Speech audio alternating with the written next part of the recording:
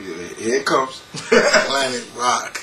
Planet Rock. Now, you hear you're in the Bronx, it's Bronx River, you 50 Cent, Sundew Drink, 2 straws together, bag of Bontons, you got your BBD nylons on, okay, with your Walt Clyde Frazier's on, okay, you got your captain's hat, your 60 and your Zulu beads. What the hell? Like, okay, then suddenly Planet Rock, that changes everything. Well, Planet Rock was, I ain't gonna lie to you, when we made Planet Rock, I didn't even like it because it was so different than anything that was out there at that time. Was that on purpose? Obviously it was on purpose because y'all had a message. Well, Planet Rock was a routine I used to do with the MCs. It was me, Biggs, Power, and Glow, where it consisted of like Trans Europe Express, Numbers both from Kraftwerk, and Super Sperm. So we used to do this long routine. Back in the days when MCs had routines. Routine. That's right. 3 guys switch off each other and whatever the deal is. So we had this routine we used to do with that, and Tom Silverman used to always come down to our parties at T Connection, Bronx River Center, whatever the deal is, you know what I'm saying? Here's a cat that saw something and that this is gonna be big. Let me see how I can take this and put it on vinyl, you know what I'm saying? Out of the the success of the Sylvia Robinsons and records before that, Enjoy records and stuff like that. What happened was it was like we came up in the era where we listened to James Brown, Science, Earth, Wind and Fire. These were bands. So to take that and let's see if we can recreate that. But then we were coming up in the electronic age too. With, 808 drum machines, rolling rhythm composers. 707. You roll rhythm composer stuff. So it was like, okay, we got this new type of electronic sound, and we got this sort of urban feel. How can we merge the 2 of them together? So, we gave them the tape. I mixed the 3 songs together the way we used to do it on the routine. Gave it to John Roby, who proceeded to listen to the beats and actually sit there and, Super Sperm, that Super Sperm.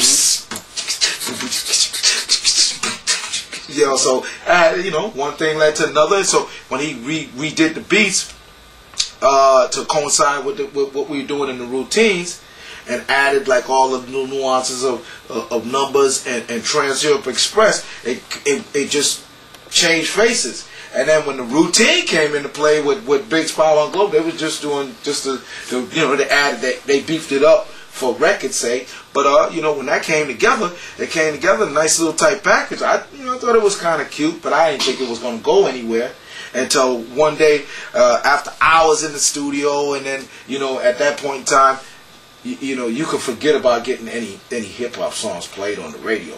It was like radio was dead set against. Only place you could hear any hip hop is if you go to the clubs. You would hear maybe 1 or 2 sprinkled here and there. That was about it. We weren't on the radio like that. So I'm driving the Throgs deck one day in my car, blasting the sounds, and Frankie Crocker puts on this song. I'm like, damn, this sounds familiar. Oh man, that's us! I almost crashed. So you didn't know it shit? They already went and just changed it.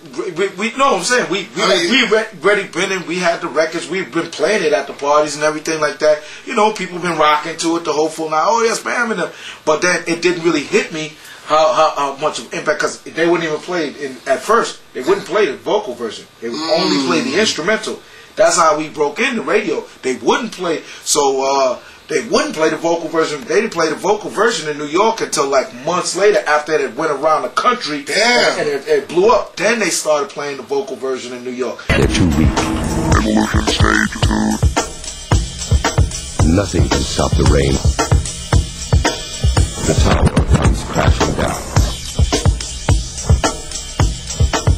Evolution stage 2. Engage. Waste of their monuments And replace them with the mark.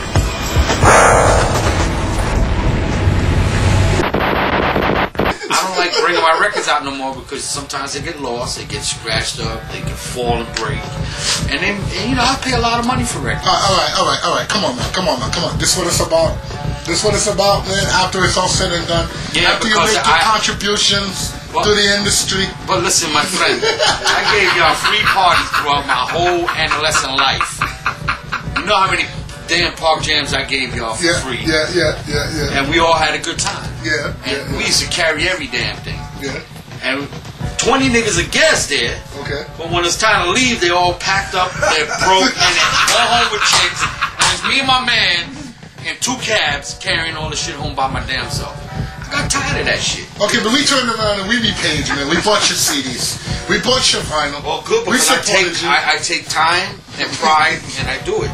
You know what I'm saying? So it takes a lot to what I do, man. Y'all don't even realize the records just don't come to me. I gotta go get them.